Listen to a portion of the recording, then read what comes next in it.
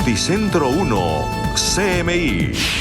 Tribunal ordena suspender marchas, pero organizadores desacatan fallo. Ministros de Interior y Defensa piden obedecer orden del tribunal. Comité de Paro emite protocolo de seguridad para las marchas. Comerciantes del centro de Bogotá se protegen como si fuera aviso de huracán. ESMAD actuará si es necesario, dice director de la policía. Agarrón esta noche en la Cámara por el paro. La iglesia apoya el paro, sin embargo, pide suspender marchas. La niña Sara Sofía murió por golpiza de su madre, asegura el padrastro ante la fiscalía. Debate en el Senado sobre situación en el Cauca. Ya van más de 300 muertes. Suben contagios por COVID. Bajan muertes. Llegan vacunas. Minhacienda clama por un consenso sobre la reforma. Partido Liberal endurece posición. Bancada no aceptará ninguna reforma. Con Claudia Palacios y Margarita Ortega. Buenas noches. En un sorpresivo fallo, el Tribunal de Cundinamarca ordenó suspender las marchas y manifestaciones previstas para mañana, promovidas por varias organizaciones sindicales contra el proyecto de reforma tributaria. El gobierno, a través del ministro del Interior, Daniel Palacios, en cumplimiento de la orden judicial, pidió evitar las manifestaciones públicas. Por su parte, la alcaldía de Bogotá revocó los permisos para instalar tarimas en la Plaza de Bolívar. A través de este auto, la magistrada Daniela Villamizar ordenó aplazar las marchas contra la reforma tributaria convocadas para mañana y las del 1 de mayo. Hasta tanto se implemente un protocolo de bioseguridad o se alcance la inmunidad de rebaño con la vacunación contra la pandemia COVID-19 y sus mutaciones. La magistrada Villamizar le dice al gobierno nacional y a los alcaldes que adopten medidas de orden público y notifiquen de la decisión a los manifestantes para que se abstengan de realizar la marcha en medio de la pandemia.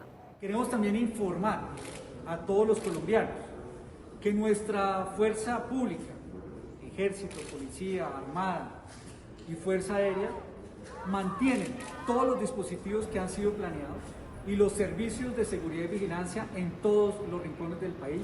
La alcaldía de Bogotá, al recibir la notificación, hizo público el auto, pero aseguró que no puede prohibir las marchas por tratarse de un derecho constitucional. No obstante, revocaron los permisos de tarima en la Plaza de Bolívar. La Alcaldía Mayor de Bogotá, en virtud de distintas sentencias constitucionales, no otorga permisos para realizar jornadas de protesta.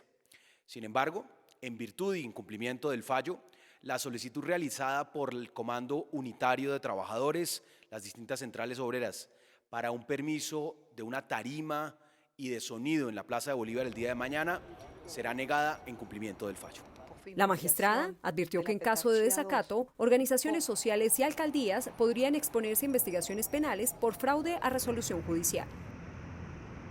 Justamente el Comité Promotor del Paro acaba de anunciar su decisión de continuar con la jornada de mañana pese al fallo del tribunal que ordena suspender las marchas.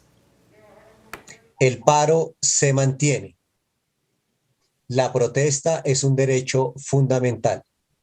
El Comité Nacional de Paro y las organizaciones que lo integran no han sido vinculadas como parte en el incidente de desacato en el trámite de una acción de tutela sustanciado por una magistrada del Tribunal Administrativo de Cundinamarca y por tanto sus órdenes no nos cobijan y en tal sentido mantenemos la convocatoria al paro nacional del 28 de abril. Y pues las centrales obreras que promueven el paro de mañana anunciaron un protocolo de bioseguridad que deben cumplir quienes participen de la jornada.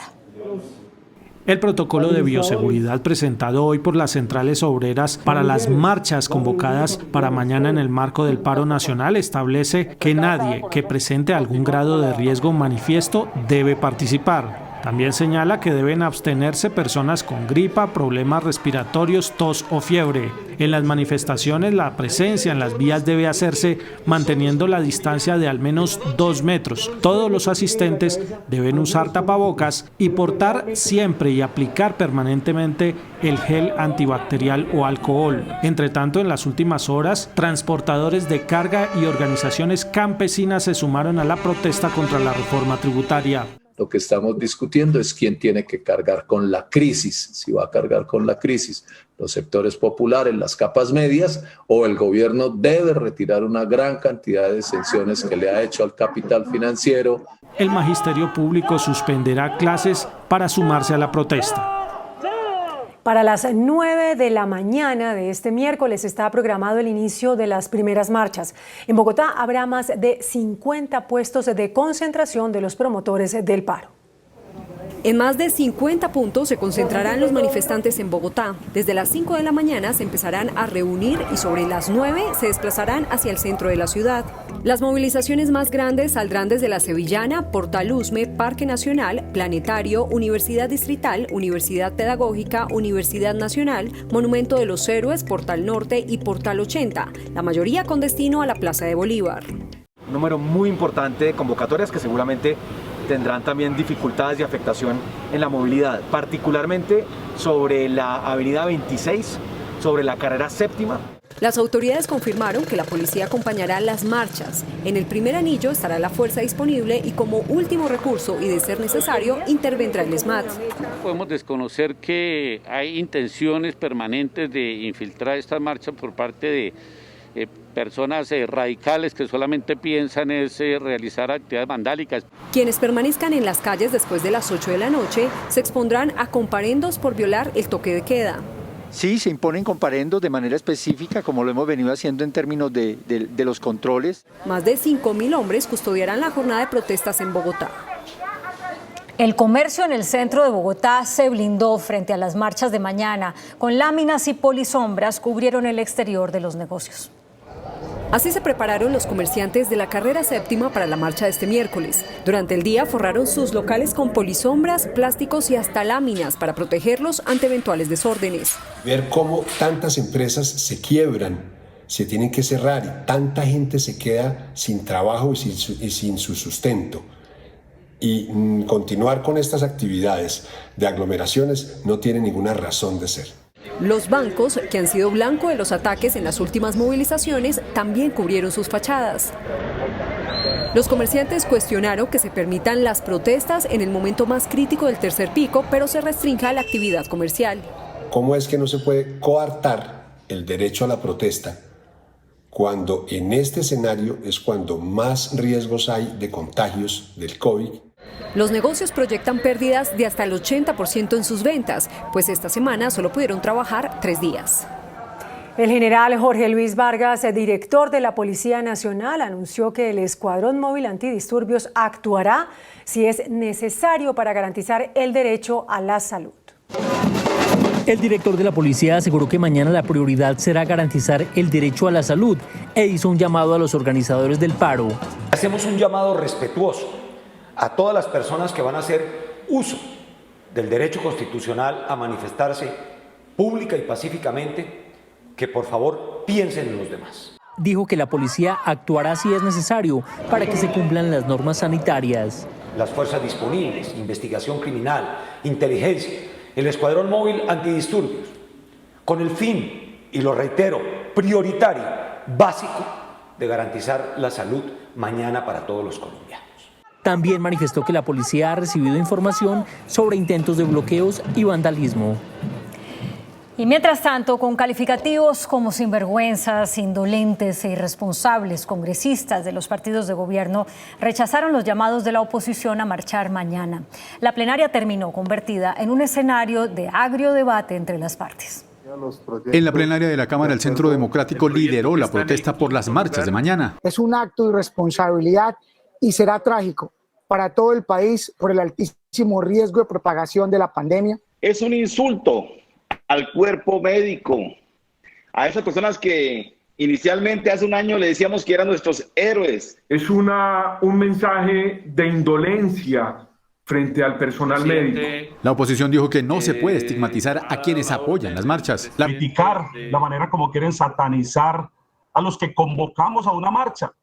Es una marcha que la convocamos pacífica, con todos los protocolos de bioseguridad como dice la norma. Y es una marcha más que justificada. Es más que justificada la protesta que las centrales obreras, las organizaciones de pensionados, las organizaciones estudiantiles, agrarias, indígenas, de mujeres han promovido para el día de mañana. La reforma tributaria radicada en el Congreso es una de las causas de las manifestaciones. Con la tesis de que primero está la vida, la Iglesia Católica solicitó a los promotores del paro nacional suspender las marchas programadas para mañana. Justamente, Monseñor Héctor Fabio Henao dijo que aunque hay suficientes motivos para protestar, este no es el momento debido al creciente aumento de muertes y contagios de COVID. Los obispos del país, agrupados en la Conferencia Episcopal Colombiana, expresan su respaldo a los reclamos ciudadanos por la difícil situación social, económica y de salud que vive el país, pero se suman al llamado para que mañana 28 no haya marchas en las calles. Y entender que estamos en un momento particularmente difícil con respecto a la pandemia, al contagio, con respecto a la cantidad de personas que están falleciendo todos los días, y por lo tanto la defensa de la vida nos lleva a mirar distintas opciones también. Dice la Iglesia Católica que aunque el paro nacional tiene razones legítimas y es un derecho constitucional, prima la vida y anteponer el deber de cuidar la salud de todos. La Defensa Civil reforzó el operativo de búsqueda para dar con el paradero de la niña Sara Sofía. Esto luego de que el padrastro y la mamá de la pequeña confesaran que ella murió y que fue arrojada al río Tunjuelito. El padrastro, Nilson Díaz, aseguró que Sara Sofía falleció por los golpes que le dio la madre, Carolina Galván. En el escrito en poder de este noticiero, la Fiscalía documentó el interrogatorio completo que rindió Nilson Díaz, en el cual reafirma la versión sobre la muerte de Sara Sofía. La niña no reaccionó, de ahí Carolina la puso sobre la cama y el corazón le dejó de latir. Yo lo único que hice fue tirar a reanimar a la niña. El padrastro acusa a Carolina Galván de la muerte. Yo creo que ella murió por los golpes de Carolina y de pena moral. Asegura que les dijo a sus hijos que se salieran del cuarto al comprobar que la niña había fallecido. Metimos a Sarita entre una lona blanca de fibra, la amarré con un cordón y la dejamos un momento al lado de las bicicletas.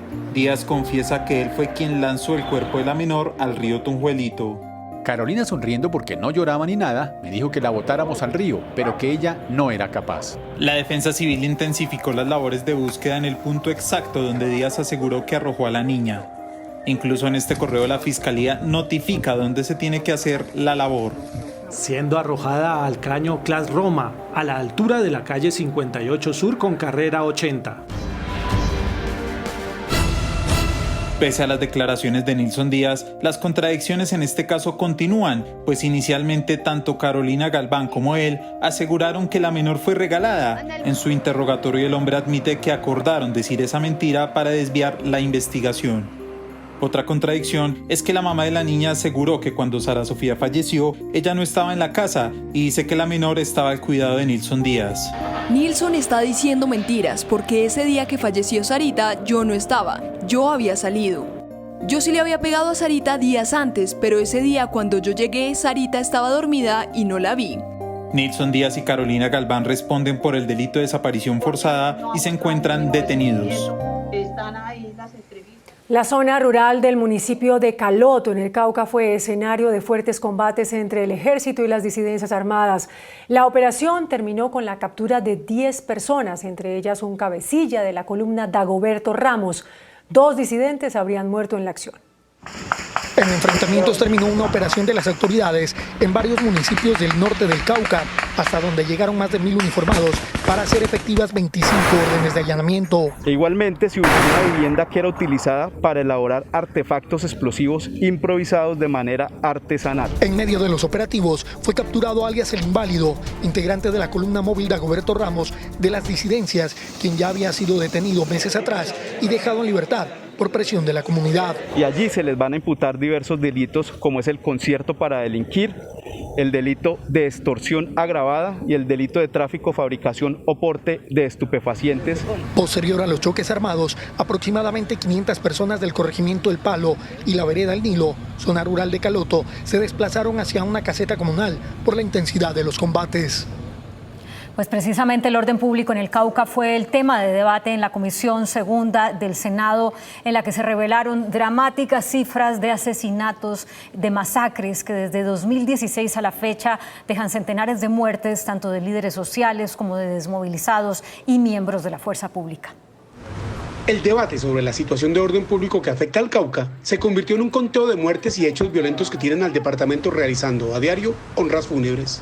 En el periodo del actual gobierno del señor presidente Iván Duque Márquez, han ocurrido 214 asesinatos contra población indígena. Las frías cifras de violencia en el Cauca aumentan la preocupación cuando se remiten a lo ocurrido de 2021. Homicidios, por ejemplo, tenemos 29, masacres, van 3. El gobierno, por medio del ministro de Defensa, lamentó el accionar violento en el Cauca y dijo que los miembros de la fuerza pública también han sido víctimas. Solo en el Cauca, entre el año 2016 y hoy, a abril de 2020, 66 líderes sociales desafortunadamente han sido asesinados. 21 líderes indígenas de acuerdo con todo el proceso y el registro que se ha hecho con la Fiscalía. Pero ¿saben cuántos policías han sido asesinados y cuántos soldados? 219 en ese periodo de tiempo. ¿Y saben cuántos de nuestros soldados y policías han sido heridos? No solo por las operaciones militares, sino por la erradicación, 1.787 en el Cauca. Los citantes del debate cuestionaron las respuestas del gobierno y dijeron que actúa como si fuera un notario que solo registra muertes. A registrar las masacres, a registrar los asesinatos y a dejar que este desangre ocurra a los ojos del país y a los ojos del mundo. El ministro de Defensa insistió en que la lucha por el narcotráfico es la causa de la violencia en el Cauca. La Justicia Especial para la Paz llamó a responder a 4 exjefes de las FARC por el conflicto en el departamento del Cauca que dejó 180.000 víctimas.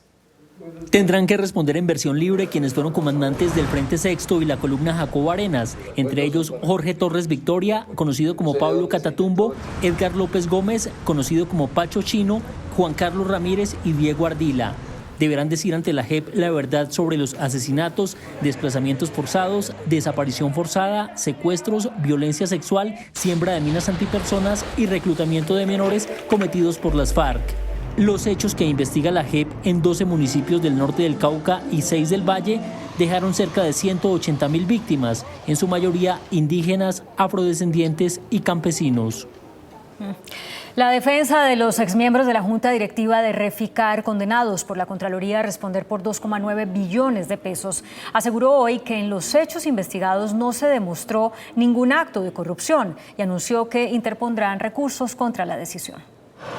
El fallo con responsabilidad fiscal proferido por la Contraloría por 2,9 billones de pesos contra el expresidente de Ecopetrol Javier Genaro Gutiérrez, los expresidentes de Reficar Reyes Reynoso Orllanes y Orlando José Cabrales Martínez, al igual que contra la entonces Junta Directiva, no documenta ningún acto de corrupción según la defensa de los exmiembros de la Junta involucrados. Ningún acto de corrupción se acreditó por parte de la Contraloría, lo que resulta coincidente con las decisiones de la Procuraduría General de la Nación. El defensor de los responsabilizados fiscalmente también se refirió a las adiciones presupuestales hechas al proyecto y sobre las cuales llamó la atención la Contraloría en el fallo. Que afirma que una parte de las adiciones afectaron las expectativas de rentabilidad del proyecto y no crearon valor, sin considerar que dichas adiciones, como lo concluyó la propia Procuraduría, no hubiera sido posible terminar el proyecto y ponerlo en operación si no se hubieran realizado. Contra la decisión procede un recurso de apelación ante la misma Contraloría.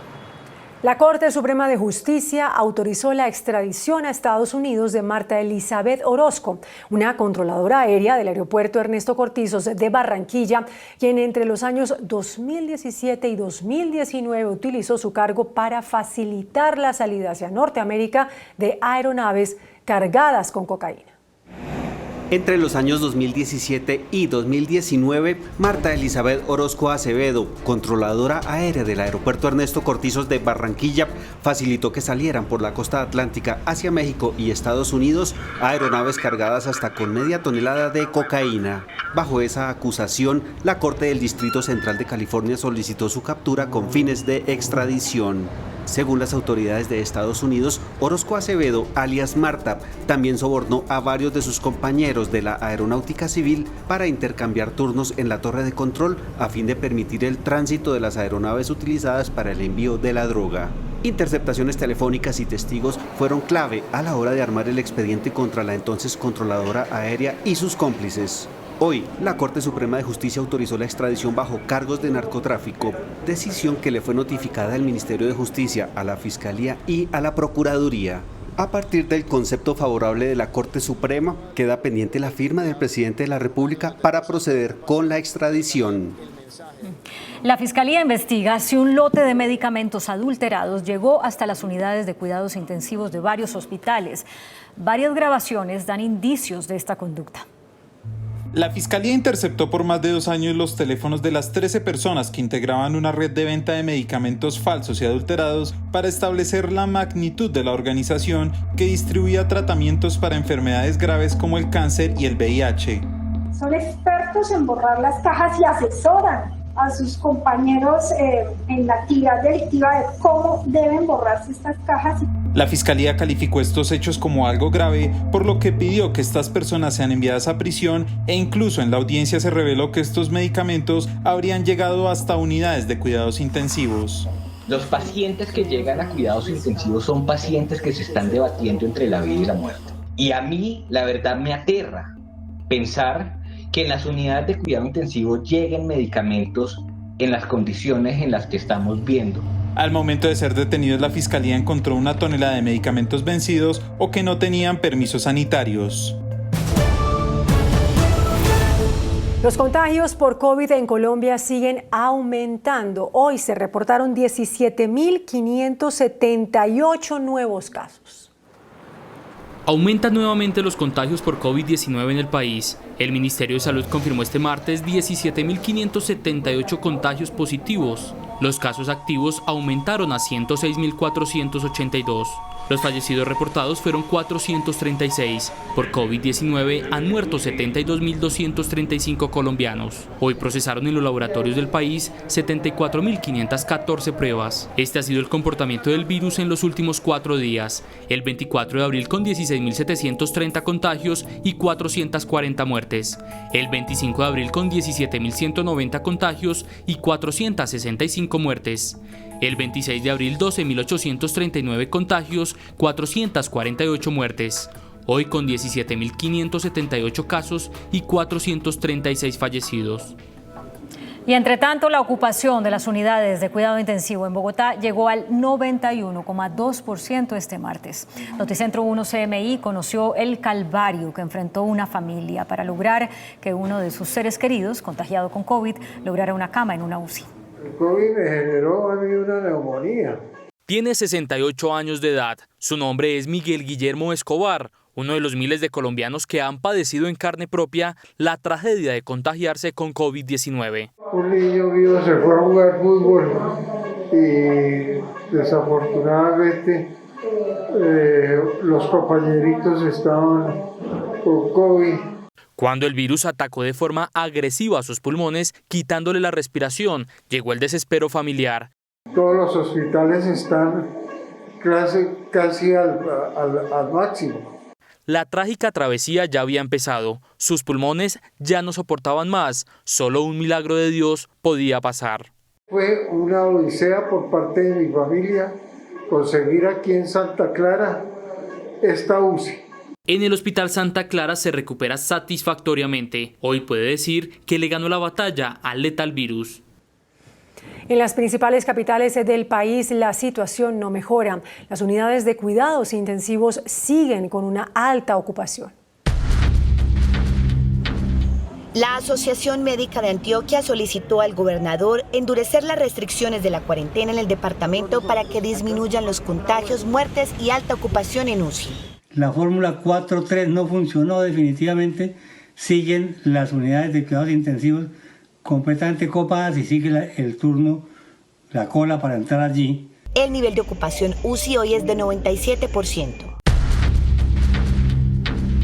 La gobernadora cuestionó el papel de las EPS en el tercer pico alto de la pandemia en Atlántico. El 44% de los fallecidos, 385 personas que han fallecido en los municipios del Atlántico no recibieron ni una sola llamada por parte de su EPS. Hoy se anunció la extensión del confinamiento para el próximo fin de semana, de tal manera que comenzará no el viernes, sino el jueves 29 de abril a las 6 de la tarde.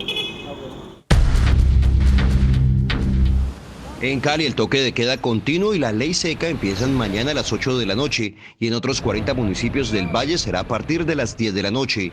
Ambas restricciones son hasta las 5 de la mañana del domingo 2 de mayo. Con ellas pretenden disminuir la ocupación de camas UCI y los contagios de coronavirus. Continúa en Cartagena el aumento de casos positivos de COVID-19 y la ocupación UCI ya es del 82%. De acuerdo con la Secretaría de Salud, de las 368 camas UCI que hay en la ciudad, 302 están ocupadas y 66 disponibles. Las autoridades recordaron que continúan las medidas de toque de queda los días de semana a partir de las 8 de la noche y hasta las 5 de la mañana del día siguiente.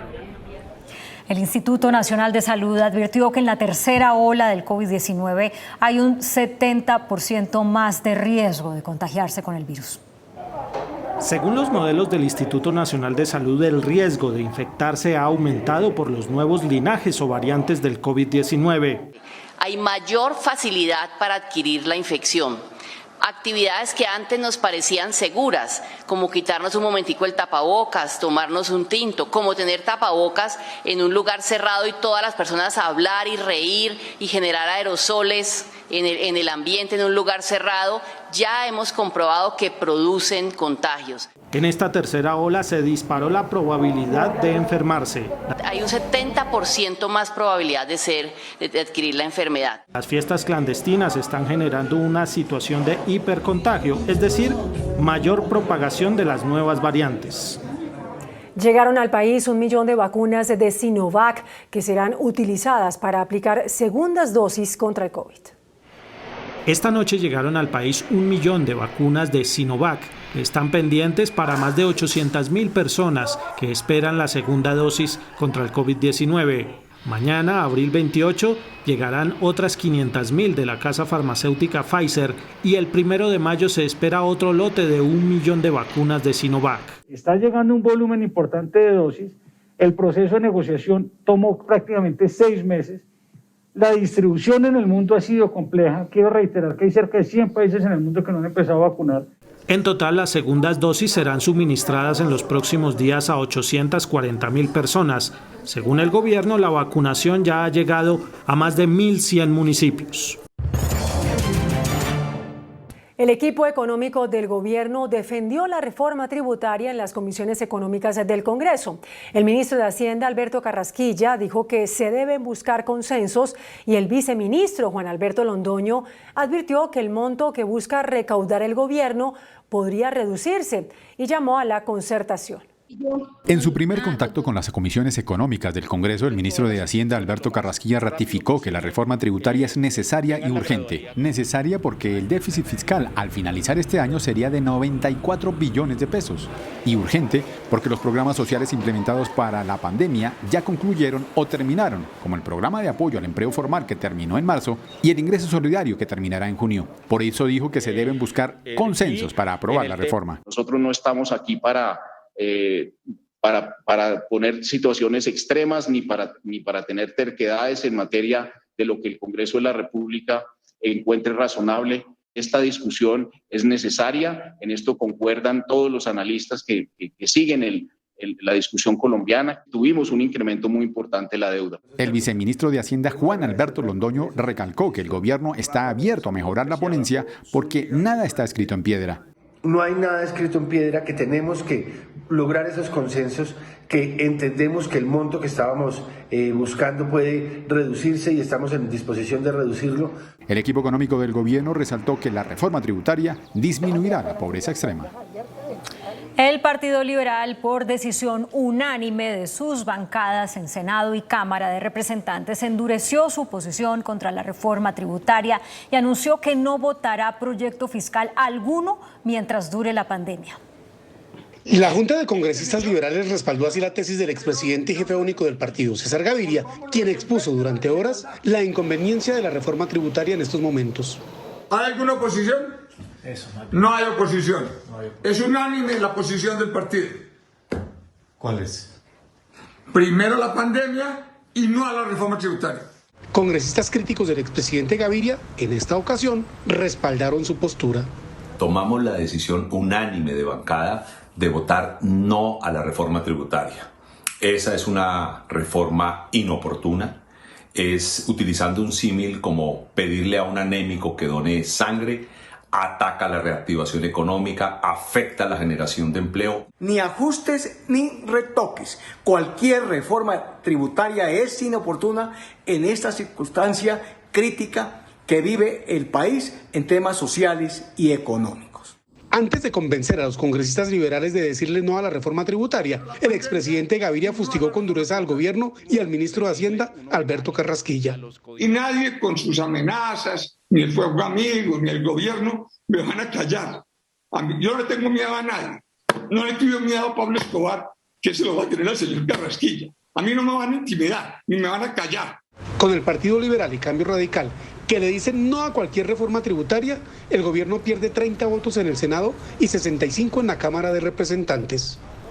El presidente Iván Duque pidió que la reforma fiscal sea sometida a un diálogo parlamentario, porque en su concepto, en la búsqueda de los recursos económicos para los programas sociales, no debe haber triunfos personales ni partidistas.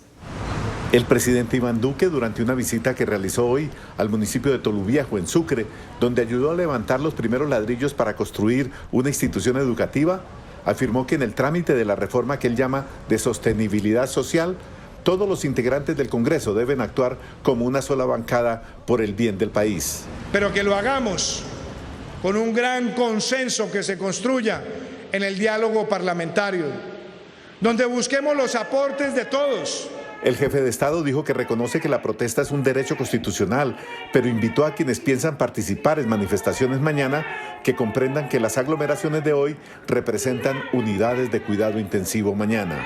Por eso invitamos a que mañana privilegiemos todos la salud y la vida. Durante el acto, el presidente Duque pidió un minuto de silencio en homenaje a la señora Elena Scaff, madre del ministro de Ambiente Carlos Correa.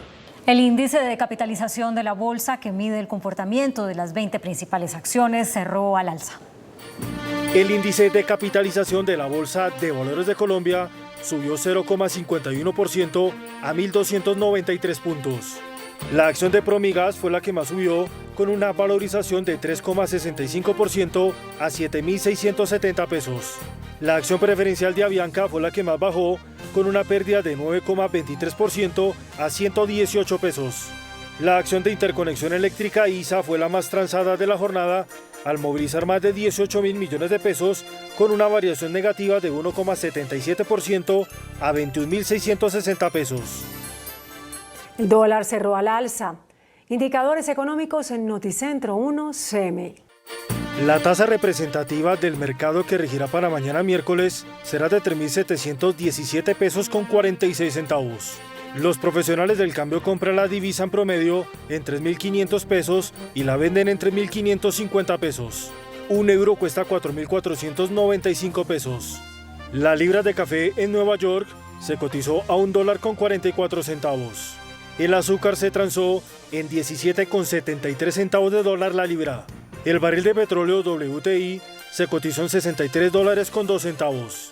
La referencia Brent para Colombia se cotizó en $66.03. Una acción de Ecopetrol cuesta 2.287 pesos. En Estados Unidos, la población completamente vacunada contra el COVID podrá estar en exteriores sin tapabocas siempre y cuando no esté en medio de una multitud, según las nuevas recomendaciones de los Centros para el Control y Prevención de Enfermedades. Justo cuando más de la mitad de los adultos estadounidenses se han vacunado al menos una vez contra el coronavirus, la autoridad sanitaria del país recomendó que las personas inoculadas pueden estar en espacios exteriores sin tapabocas, salvo que se encuentren en una multitud. Por su parte, el presidente Joe Biden dijo que esto acerca a la nación a un paso más hacia la fecha objetivo del 4 de julio, cerca de una normalidad, e instó a todos los adultos que aún no se han vacunado a que lo hagan. The bottom line is clear. If you're vaccinated, you can do more things, more safely, both outdoors as well as indoors. Una persona está completamente vacunada 14 días después de que recibió la segunda dosis de la vacuna. India reportó nuevamente cifras dramáticas por el impacto del COVID.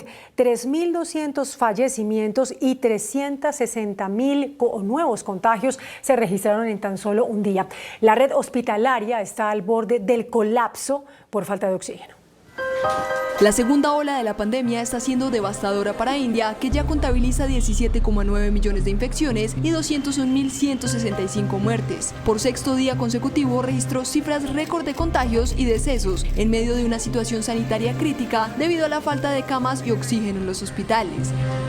En la última jornada, el país asiático reportó 3.285 fallecimientos y 362.902 casos, las cifras más altas registradas en el mundo desde el inicio de la pandemia. La dramática crisis sigue dejando increíbles imágenes de los crematorios improvisados que se tuvieron que construir en la capital Nueva Delhi. El laboratorio farmacéutico Romark sometió a aprobación de la FDA el medicamento nitazoxanida, que reduciría la posibilidad de que se agraven los pacientes que sufren COVID-19. La farmacéutica estadounidense asegura que este medicamento puede reducir hasta en un 85% la progresión de la enfermedad grave. Brasil rechazó la vacuna rusa Sputnik V por falta de evidencias sobre su eficacia y seguridad. Rusia, a pesar de criticar la decisión, se comprometió a entregar informes detallados sobre el biológico. En Brasil, varios estados estaban pidiendo la aprobación de la vacuna Sputnik V de Rusia para reforzar la campaña de inmunización en ese país, que es uno de los más afectados por el COVID-19 en el mundo. Sin embargo, la agencia sanitaria brasileña Anvisa decidió negar el pedido, asegurando que faltan datos técnicos para determinar su seguridad y eficacia. Ante esto, inicialmente Rusia manifestó que está dispuesta a entregar la información necesaria y que continuará los contactos para que el fármaco finalmente pueda operar. Sin embargo, el Kremlin también aseguró que se trata de una decisión política y agregó que supuestamente el Departamento de Salud de Estados Unidos había convencido a Brasil de rechazar la vacuna rusa. En Chile, el presidente Sebastián Piñera sufrió una dura derrota después de que el Tribunal Constitucional declarara inadmisible la impugnación que presentó su gobierno contra la ley que permite un tercer retiro de hasta 10% del ahorro de los fondos de pensiones. El mandatario no tuvo otro camino que promulgar la reforma aprobada por el Congreso. Piñera, que no la comparte, ha advertido que esta medida hipotecará las pensiones futuras y dejará sin fondos a cerca de 5 millones de personas. Sin embargo, el retiro es recibido por gran parte de la ciudadanía como la única ayuda para mantenerse durante las cuarentenas. En 2020 el gasto militar global se incrementó y Colombia se convirtió en el segundo país con el mayor gasto en defensa de América Latina, solo superado por Brasil. En el mundo, el gasto militar subió un 2,6% en 2020 hasta 1,98 billones de dólares, a pesar de la crisis provocada por la pandemia del coronavirus. Esto según un informe difundido por el Instituto Internacional de Estudios para la Paz de Estocolmo. El estudio señala que nuestro país ocupó el puesto 26 de entre los países con mayor gasto militar y que el gobierno de Iván Duque invirtió un total de 9.200 millones de dólares. Estas cifras, además de convertirlo en el cuarto país del continente con mayor gasto militar, debajo de países como Canadá, Estados Unidos y Brasil, lo posicionan en el puesto número 2 de América Latina, solo superado por Brasil. 2 periodistas españoles y un irlandés que estaban desaparecidos en Burkina Faso fueron asesinados por hombres armados quienes los habían secuestrado. El hecho se produjo luego de que el grupo armado no identificado asaltara el convoy en el que se transportaban los reporteros, quienes realizaban un documental en una zona con intensa actividad de caza furtiva. Se confirma la peor de las noticias. De esta manera, el presidente español Pedro Sánchez dio a conocer que los periodistas David Beriain, de 44 años, y Roberto Fraile, de 47, fueron asesinados tras haber sido secuestrados durante un ataque perpetrado por hombres armados. Ellos se encontraban realizando un documental en una zona con intensa actividad de caza furtiva en Burkina Faso, cuando la arremetida del grupo armado no identificado irrumpió en 2 camionetas y una decena de motos. Fuentes cercanas al caso aseguraron que un periodista irlandés que los acompañaba también fue asesinado durante la arremetida, que fue atribuido a terroristas y ocurrió en una región con crecientes ataques realizados por organizaciones yihadistas. En China, una tormenta de arena cubrió una ciudad y obligó a pueblos enteros a ser confinados por temor a nuevos fenómenos de este tipo. Una inmensa nube de arena cubrió viviendas, edificios y fábricas, causando contaminación y accidentes de tráfico en la provincia de Gansu, en el noreste de China. La impresionante nube amarilla obligó a las autoridades a instar a los habitantes a que permanezcan en sus hogares, con sus ventanas cerradas, pues más eventos meteorológicos similares se esperan en las próximas horas. Las tormentas de arena que ocurren en el país son a menudo originarias del desierto del Gobi, situado entre China y Mongolia durante la primavera boreal, cuando la arena se levanta y alcanza a llegar a ciudades tan lejanas en la costa este. La Universidad Externado presentó un estudio de 4 tomos en el que analiza la transformación digital en la sociedad durante la cuarta revolución industrial. En el evento, la universidad entregó detalles sobre la obra titulada Disrupción tecnológica, transformación digital y sociedad, la cual analiza de una forma interdisciplinaria el impacto de las nuevas tecnologías. Los 4 tomos tienen 73 escritos que fueron elaborados por 144 profesores que investigaron desde varias facultades los cambios en la sociedad. Por tan solo mencionar algunas herramientas que han cambiado el mundo, se analiza aplicaciones como Rappi, Airbnb, YouTube, Twitter y Uber. Y en áreas como la biología, los estudios sobre la genética, en el medio ambiente, la producción de energía y las nuevas formas de transporte, y en áreas como el trabajo, los cambios por la flexibilización y automatización de algunas profesiones. El Banco Interamericano de Desarrollo destacó que la obra es uno de los primeros abordajes de esta realidad escrito en español. Tampoco hay nada regionalizado. La mayoría de la literatura en español todavía está hecha a nivel global. La obra busca analizar la cuarta revolución industrial, marcada por las redes sociales, las aplicaciones telefónicas, la ingeniería genética y en general la transformación digital. Todas las repercusiones en los campos sociales de educación, en los campos sociales de defensa. En los campos sociales, el segundo sobre políticas públicas y regulación, el tercero sobre derechos. Cómo las redes sociales nos están llevando en algunos ámbitos de la democracia a crisis de confianza, a una polarización exagerada. Al evento también asistió la alcaldesa Claudia López, quien destacó el papel de las universidades durante la pandemia.